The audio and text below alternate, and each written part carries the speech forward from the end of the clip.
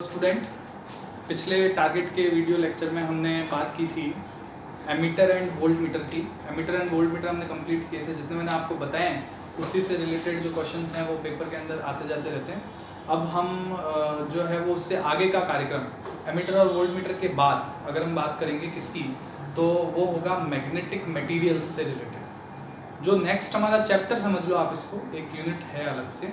Magnetic material जो है चुंबकीय पदार्थ, मैग्नेटिज्म चुंबकत्व करके एक और है, उसकी बात अगर हम करेंगे तो वहाँ जो बातें हैं वो कुछ कुछ थ्योरेटिकल हैं, कुछ कुछ न्यूमेरिकल हैं और बहुत सारी सिमिलर हैं चीज़ें जो हमने इलेक्ट्रोस्टैटिक के अंदर डाइपोल वगैरह पढ़ा है उससे रिलेटेड। ठीक है, तो हम वहाँ से स्टार्ट कर रहे हैं। आप हेडिंग लगा दो मैग्नेटिज्म। मैग्नेटिज्म इसको स्टार्ट करने से पहले एक इन्फॉर्मेशन और मैं आप लोगों को देना चाहता हूँ कि हमने जो है वो ऑफलाइन क्लासेस जब शुरू होंगी तो उसके लिए रजिस्ट्रेशन की जो प्रोसेस है उसको स्टार्ट कर दिया। आप अपना रजिस्ट्रेशन करवा सकते हैं और इंस्टीट्यूट के ऑफिस से करवा सकते हैं, इंस्टीट्यूट के ऑफिस में आकर, या फिर आप टेलीफोन से भी यानी मोबाइल फ़ोन से भी आप करवा सकते हैं रजिस्ट्रेशन अपना। क्योंकि इस साल जो है वो सिचुएशन वैसे भी हमें पता है कि लॉकडाउन के बाद में जो रहेगी वो सोशल डिस्टेंसिंग वाली रहेगी, इसलिए इस साल वास्तव में लिमिटेड सीट्स वाला जो फंडा है वो रहेगा। क्योंकि जितना हमारे पास प्रीमाइसेस है उसका 1/3 ही हम यूज़ कर पाएंगे क्लासेस के अंदर। तो इसलिए फर्स्ट कम फर्स्ट एडमिशन वाली जो चलेगी उसके हिसाब से ही हम चलेंगे। तो आप अपना रजिस्ट्रेशन जो है वो जितना एज सुन एज पॉसिबल करवा सकते हो। उसके बाद में ही हम जब पॉलिसीज़ आ जाएंगी, रूल्स एंड रेगुलेशंस आ जाएंगे गवर्नमेंट के, तो हम रेगुलर अपनी जो ऑफलाइन क्लासेस हैं उनको स्टार्ट कर देंगे। तब तक आप ऑनलाइन का आनंद उठा ही रहे हो।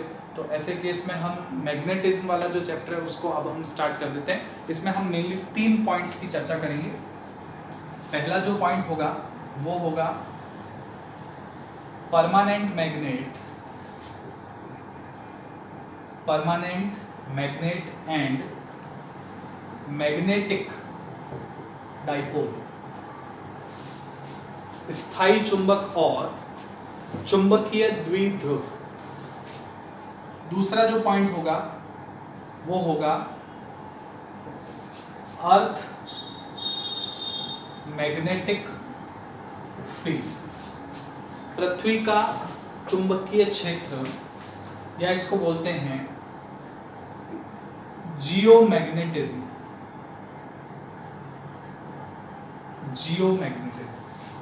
और लास्ट पॉइंट जो हम बात करेंगे वो होगी मैग्नेटिक जो पदार्थ है उनकी प्रॉपर्टीज, उनके गुण।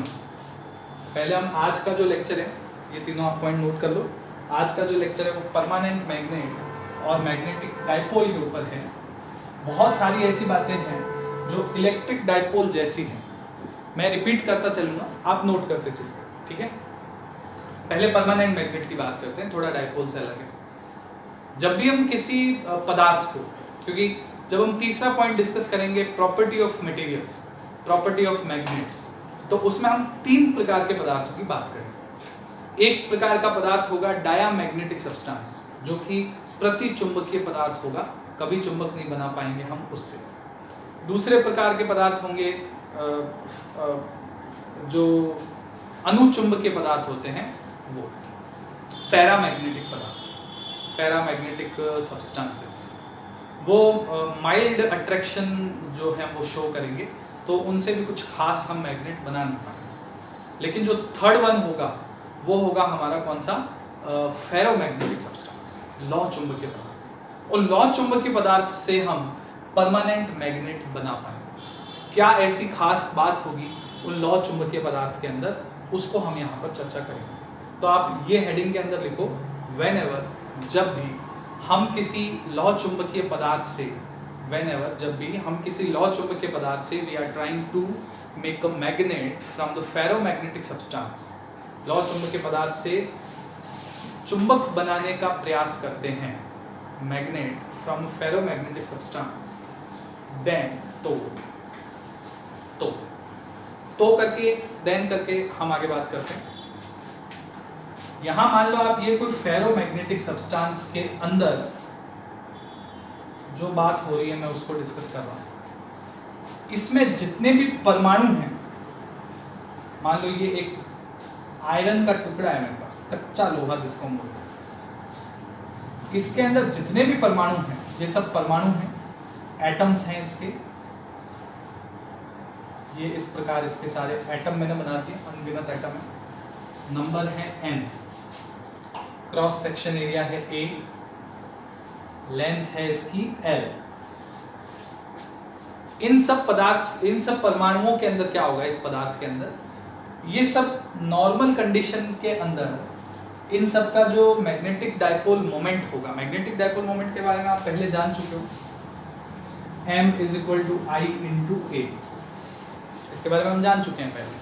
तो अब I × a नहीं होगा, किसी भी परमाणु का जो मैग्नेटिक डाइपोल मोमेंट है उससे हमारा मतलब है कि वो कितना अच्छा मैग्नेट है, या वो अपने जितने भी इलेक्ट्रॉन्स हैं उन सब की एक डायरेक्शन मैग्नेट के हिसाब से, मैग्नेटिक फील्ड के हिसाब से एक डायरेक्शन रख सकता है कि नहीं रख सकता, उसको हम मैग्नेटिक डाइपोल मोमेंट बोलेंगे।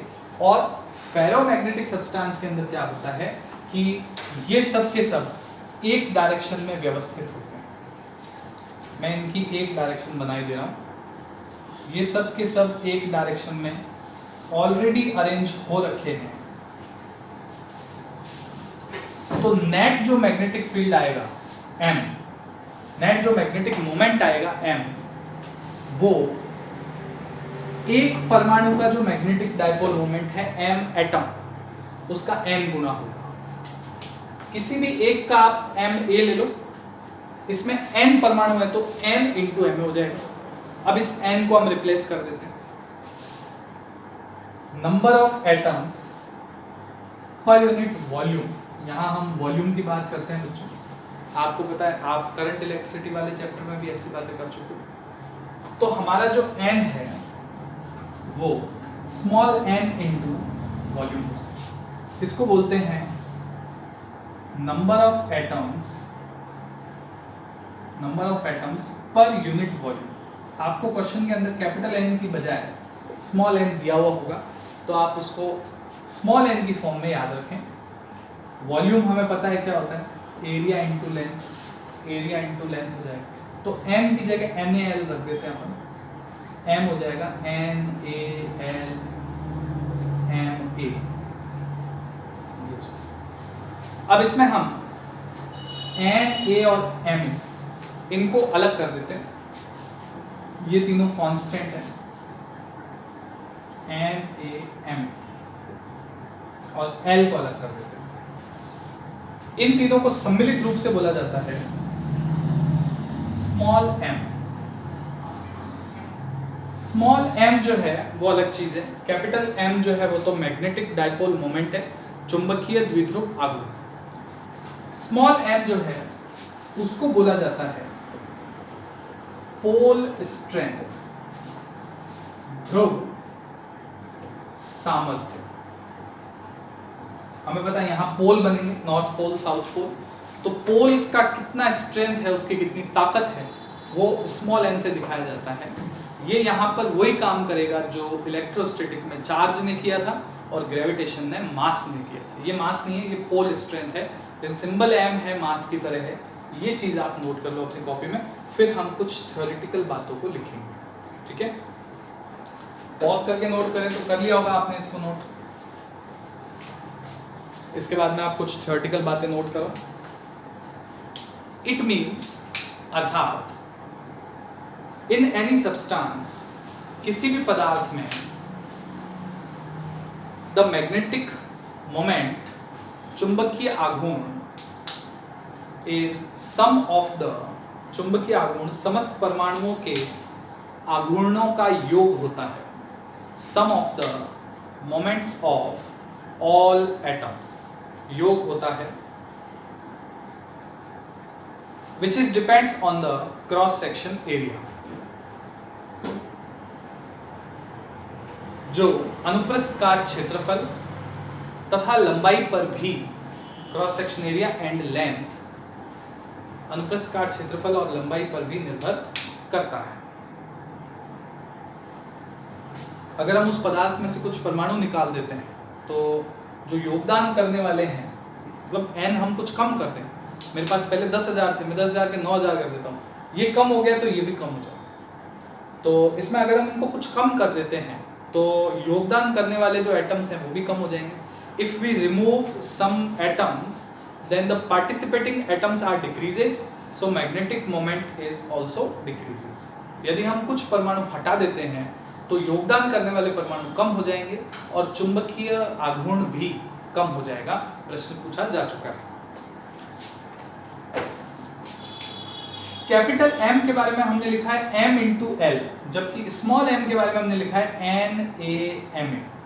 इसका मतलब जो कैपिटल M है वो दो चीजों पे निर्भर करता है, लेकिन स्मॉल m सिर्फ एक चीज पर निर्भर करता है ज्योमेट्री के हिसाब से। ज्योमेट्री के हिसाब से स्मॉल m केवल एरिया पर निर्भर करता है, लेंथ पे निर्भर नहीं करता है, लेकिन कैपिटल M लेंथ पर भी निर्भर करता है। एरिया पर तो इसकी वजह से कर रहा है, तो इसका मतलब जो स्मॉल m है उसका लेंथ के साथ कोई रिलेशन है। चुंबक छोटी ले लो चाहे बड़ी ले लो, अगर एरिया सेम है तो m क्या रहेगा, सेम रहेगा। तो इसमें आप नोट करके एक पॉइंट और लिख दो,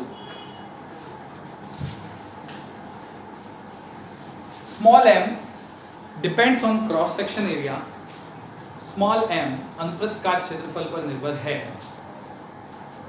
नॉट डिपेंड्स ऑन लेंथ, लंबाई पर निर्भर नहीं, नॉट डिपेंड्स ऑन लेंथ, लंबाई पर निर्भर नहीं। कैसे? एक छोटे से एग्जांपल से हम इसको समझते हैं, एक छोटे से पॉइंट से हम इसको समझते हैं। ये मेरे पास एक चुंबक है, ये इस चुंबक का एरिया है, ये इस चुंबक की लेंथ है।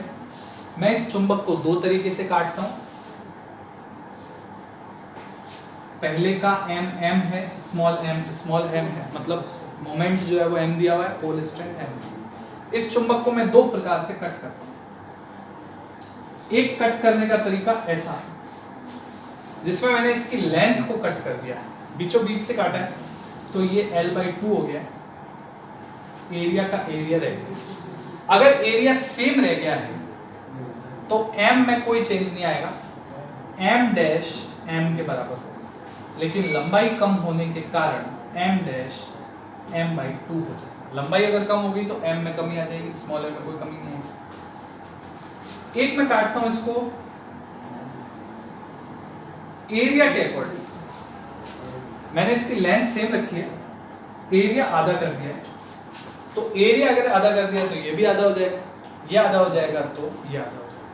तो ऐसे में इस बार m डैश भी m/2 हो जाएगा, स्मॉल m डैश भी m/2। मतलब चुंबक को कैसे काटो, कैपिटल M को तो कटना ही है, लेकिन स्मॉल m कटेगा कि नहीं कटेगा ये डिपेंड करेगा कि आपने उसका सेक्शन कैसे काटा है, लेंथ के अकॉर्डिंग काटा है कि लेंथ के परपेंडिकुलर काटा है। ठीक है, ये डायग्राम नोट कर लो आप। और एक क्वेश्चन बहुत अच्छा वाला जो है उसको नोट लो। क्वेश्चन है कि मेरे पास एक मैग्नेट है, ये मेरे पास एक बार मैग्नेट है, इसका मैग्नेटिक मोमेंट कैपिटल M है। मैं इस बार मैग्नेट को, मतलब इसकी जो लेंथ है, इस बार मैग्नेट को पकड़कर सेमी सर्कल में चेंज कर देता हूं। इस बार मैग्नेट को मैंने इस प्रकार से चेंज किया,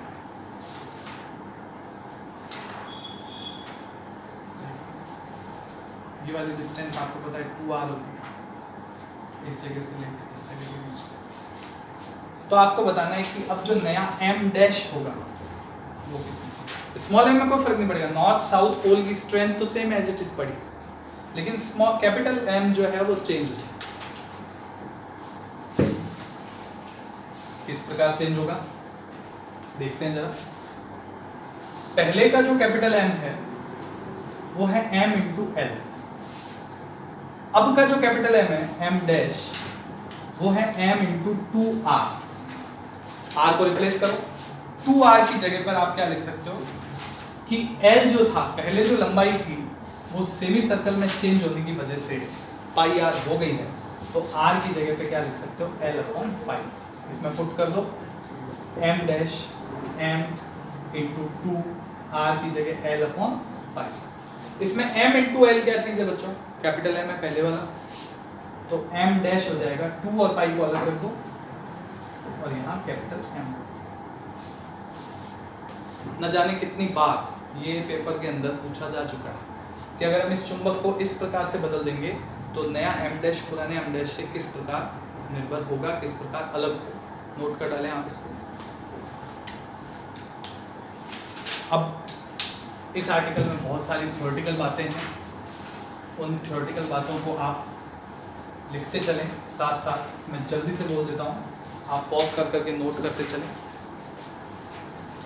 इन अ बार मैग्नेट, एक छड़ चुंबक में, और इन अ मैग्नेटिक डायपोल या किसी चुंबकीय द्विध्रुव में, there are lines of magnetic field, चुंबकीय क्षेत्र की बल रेखाएं होती हैं,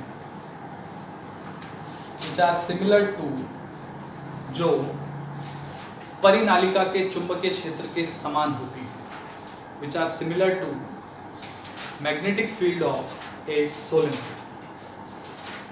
So we can say, अतः हम कह सकते हैं,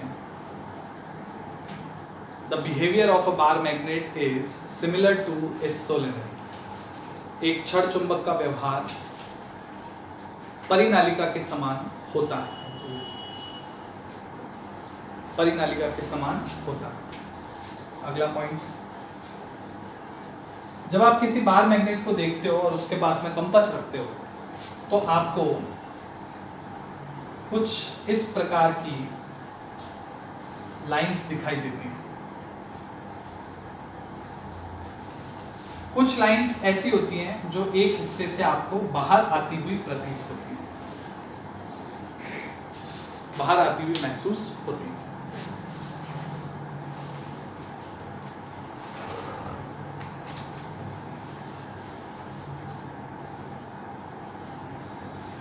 और कुछ ऐसी होती हैं जो एक हिस्से से आपको अंदर जाती हुई महसूस होती है।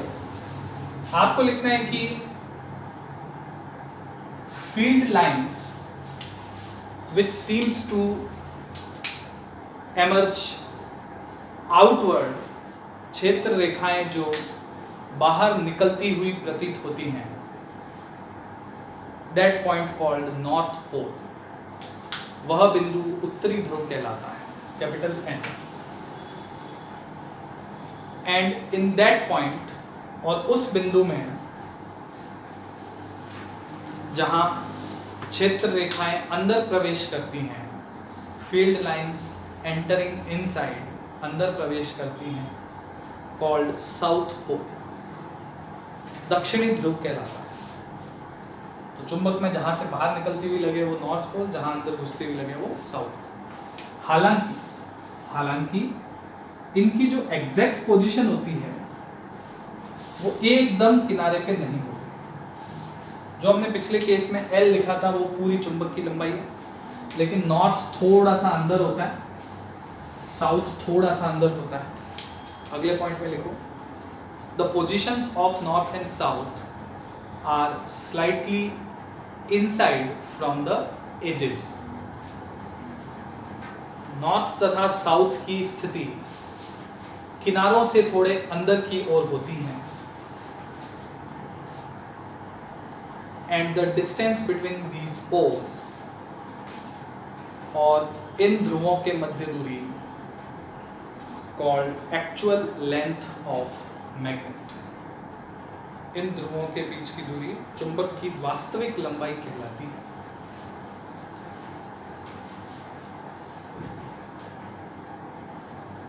ये एक्चुअली लेंथ होती है L डैश, ये जो पूरी लेंथ होती है उससे थोड़ी कम होती है। लेंथ ऑफ मैग्नेट ऐसे भी लिख सकते हो, अगर इसको एक्चुअल लेंथ लिखा, आपने रियल लेंथ लिखा है तो इससे थोड़ी कम होती है। आप ऐसे लिख सकते हो कि रियल लेंथ से एक्चुअल लेंथ से थोड़ी कम होती है। नेक्स्ट पॉइंट, अगला इंपॉर्टेंट करके स्टार लगा के लिखो, the magnetic field lines of a bar magnet, छड़ चुंबक की क्षेत्र रेखाएं, magnetic field lines of a bar magnet always form a close loop, सदैव एक बंद लूप का निर्माण करती है। Always form a close loop, बंद लूप का निर्माण करती है। We could not obtain north and south separately. हम उत्तरी तथा दक्षिणी ध्रुव को अलग अलग प्राप्त नहीं कर सकते. So, अतः magnetic flux related to this, इससे संबंधित चुंबकीय फ्लक्स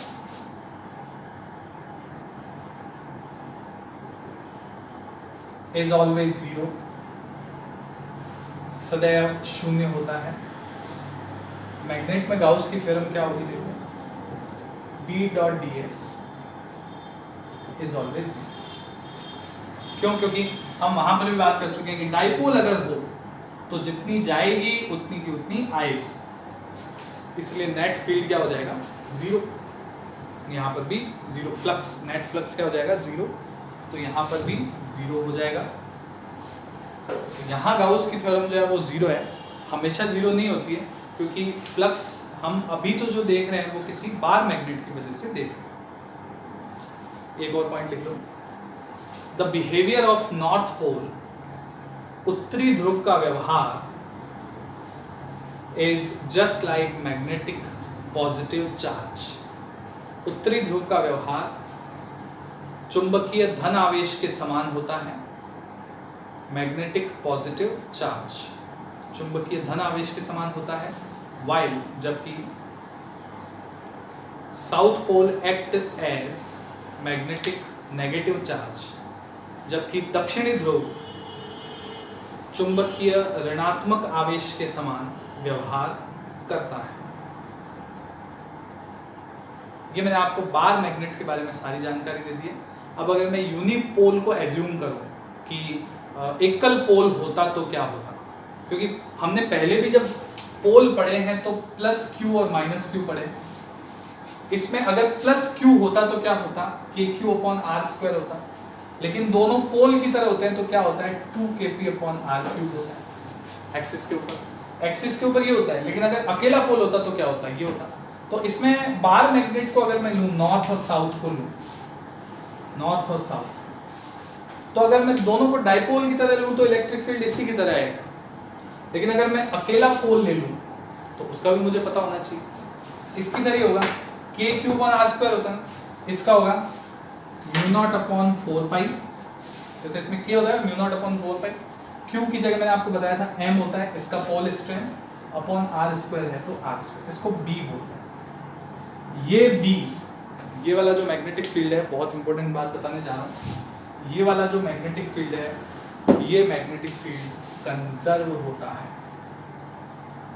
आपने अब तक जो मैग्नेटिक फील्ड पढ़ा था किसी लाइन चार्ज, लाइन वायर की वजह से, कि एक तार के अंदर करंट का फ्लो हो रहा है, उसमें जो मैग्नेटिक फील्ड था B = mu naught upon 2 pi are आई, वो सब चीज़ें जो हमने बायो सावर्ट में पढ़ी, वो सब नॉन कंजर्वेटिव होती, लेकिन ये कंजर्वेटिव होती है. इसके पास, इससे दूर, इसके पास अगर आप ले जाओगे तो जो वर्क डन होगा वो क्या रहेगा, कंजर्व रहेगा. इसलिए ये वाला नोट करके इसको कंजर्वेटिव लिख दो. इस मैग्नेटिक फील्ड के बारे में कुछ बातें और हैं जो मैं आपको नेक्स्ट लेक्चर में बताऊंगा. और बार मैग्नेट की एक्सिस पर और उसकी इक्वेटर के ऊपर क्या होता है वो मैं आपको बताऊंगा. आप इलेक्ट्रोस्टैटिक में जो डाइपोल वाली बातें हैं उन सबको याद करके आए, पढ़ के आए. टॉर्क कैसे लगेगा, काइनेटिक पोटेंशियल एनर्जी कैसे होगी, वर्क डन कैसे होगा, मैं आपको सिर्फ उनके फॉर्मूला ही नोट कराऊंगा. डेरिवेशन करने की ज़रूरत नहीं है क्योंकि हमने डेरिवेशन वहाँ पर कर रखा है, इसलिए यहाँ पर हम डेरिवेशन नहीं करेंगे. सिर्फ उनके फॉर्मूला लिखेंगे याद करने के लिए और देखने के लिए कि क्या क्या चीज़ें अलग हैं. 90% सेम है, सिंबल चेंज हो गए हैं, वो सब चीज़ें हैं. तो वो हम डिस्कस करेंगे नेक्स्ट क्लास के अंदर. आज की क्लास में मैंने सिर्फ आपको इस चैप्टर का इंट्रोडक्शन और थोड़ी बहुत बातें बताई. ठीक है, तो अगले चैप्टर में मिलते हैं, अगले वीडियो लेक्चर में मिलते हैं. तब तक के लिए आप इसको पढ़ो और नोट करके चलो. Thank you.